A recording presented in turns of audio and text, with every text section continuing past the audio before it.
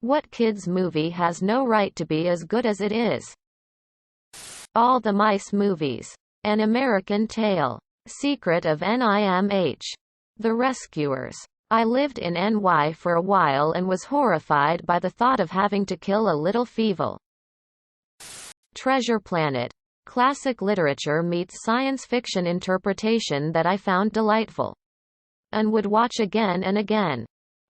Matilda, Danny DeVito and Miss Trunchbull are great. A Muppet Christmas Carol is the best version of A Christmas Carol. The Goofy movie smacked while I was a kid. And even more so now that I'm a grown-ass man. Edit. Glad to see I have this in common with so many people. You all are the goats. Also thanks for the awards. Treasure Planet. What celebrity death hit you the hardest? Phil Hartman. I had a friend in college who used to babysit for him when he was younger. He really liked him as a person and I was a big fan.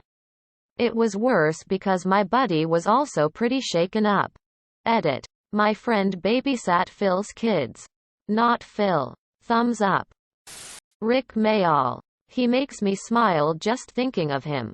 An utter lunatic but have many cherished memories watching his material in my youth. Rest in peace my dear fellow. Showing my age but. Ayrton Senna. Best F1 driver ever. So much flair. He wasn't old or depressed or sick. He was at the top of his game. And it looked like such a survivable crash. A suspension strut pierced his helmet. It was so sudden and unexpected. And only a day after Roland Ratzenberger died in a crash. In the wreckage of Senna's car they found an Austrian flag which he'd been planning to show after the race to honor him. Still saddens me. Jim Henson. I was just a kid at the time. But I grew up on Sesame Street and the Muppets and Labyrinth and the Dark Crystal. He has always been the one celebrity I regret never meeting. And the thought of just how much art and laughter we lost after he died young. Mid-50s but going strong. Still hurts. Grant Imahara. Like. He was such a part of my childhood but I took him for granted. I loved his work and his passion and I tried to emulate it unconsciously. Like I wasn't a Grant fan but in retrospect I was. And then one day he was gone.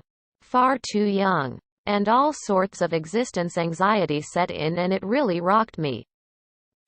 A recent one that is freshest in my mind and hit me hard was Sean Locke. Although I was born and grew up in America, I fell in love with English comedy and panel shows at a relatively young age, and anytime Sean Locke appeared on an episode, I knew it was going to be a good time. The past couple years I frequently watched and rewatched 8 Out If 10 Cats Does Countdown, and man, did he cause so much laughter. The past half year or so I didn't keep up with newer episodes as much and didn't really see anything of the last season, and since I usually randomly watched episodes out of order on YouTube, never really noticed what other people did.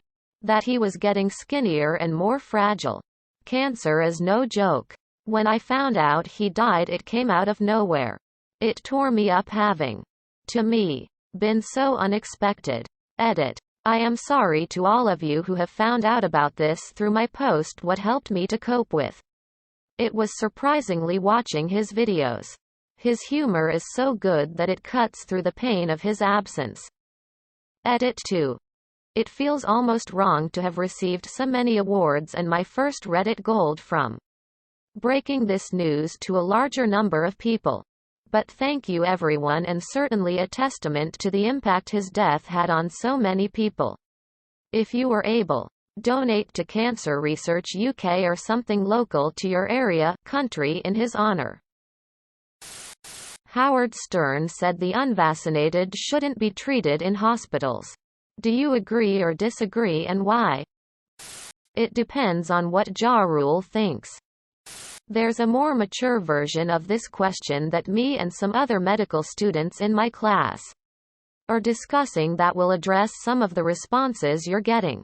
The issue is not just whether or not people who are unvaccinated deserve to be treated. The issue is we are now at the point where we are rationing very scarce resources. I'm of the opinion that not treating the unvaccinated who have severe COVID is more akin to not giving smokers access to a lung transplant over those with congenital conditions.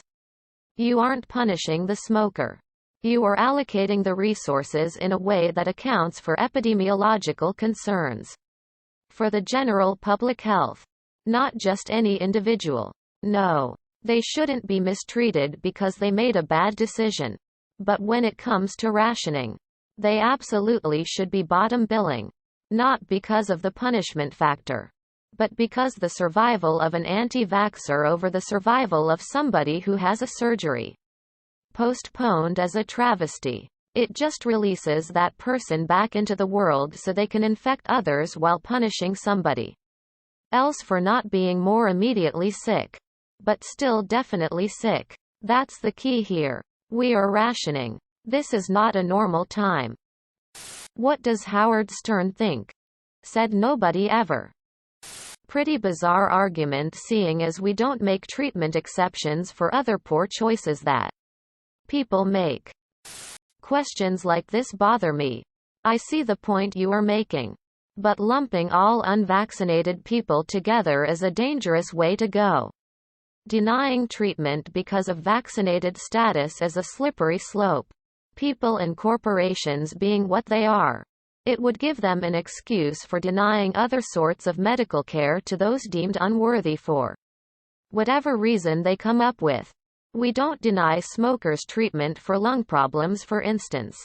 Or someone who got a metal shard in their eye when not wearing safety glasses. Or someone who got in an accident because they were speeding. My doctor didn't deny me a pain shot today because the reason my spinal arthritis flared was me doing something I shouldn't have and knew better than to do. Making a blanket statement of that sort also means that people who are unvaccinated for reasons other than stubbornness may not be able to receive needed care. I would hate to think my 76-year-old mother would be turned away because she hasn't had the vaccine. She cannot be vaccinated due to prior adverse reactions. Does she deserve to be denied access to care? No. But saying all unvaccinated people don't deserve care could cause her not to get help. Making a blanket statement like that would mean she would be grouped in with someone who thinks the vaccine is a government plot to control our minds. It is far better to treat everyone promptly, even if they are idiots. The angry, vindictive part of me agrees. The compassionate part of me thinks that, okay, so they shouldn't be denied treatment. But they should be lower priority than other emergency cases. What will be obsolete in 10 to 15 years? Some public schools have begun to send class assignments to students through the internet. Snow days are no longer with us. Hopefully printers that need an advanced degree to get working. My knees. A lot of minimum wage jobs. Limited data plans for phones.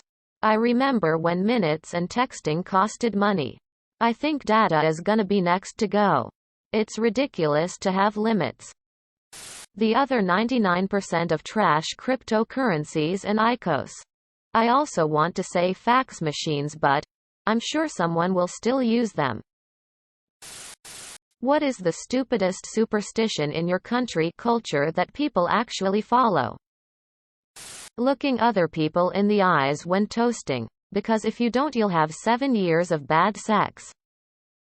Not sure if this has been mentioned, but my Russian parents are very adamant about their not going back rule. If you forget something at home, under no circumstances were we allowed to go back because they believed you would get in a car crash or die in some other way on the return journey. I once called my parents to let them know I was coming back to pick up a charger I forgot, and my dad told me to stay where I was and made my sister drive him to bring it to me because he had been drinking. Lol. Waving at or saluting solitary magpies to stave off the bad luck. and #X200B. I'm a saluter but I know tons of waivers. It's more prevalent in rural areas. And #X200B. Ireland. The number 13. It's so ridiculous to avoid labeling the 13th floor of a building. We even had a project at work once skip versioning from 12 to 14. I was walking into work with some coworkers and a girl said, "Don't split the pole," as we were walking towards a sign in a parking lot. I had no idea what she even meant and she guided me to her side of the pole we were passing so we wouldn't have bad luck. That stuff is really weird to me. Some people here believe that if someone bumps their head with another person's head they need to bump their head again or both of them would grow horns. WTF. Subscribe, my brothers.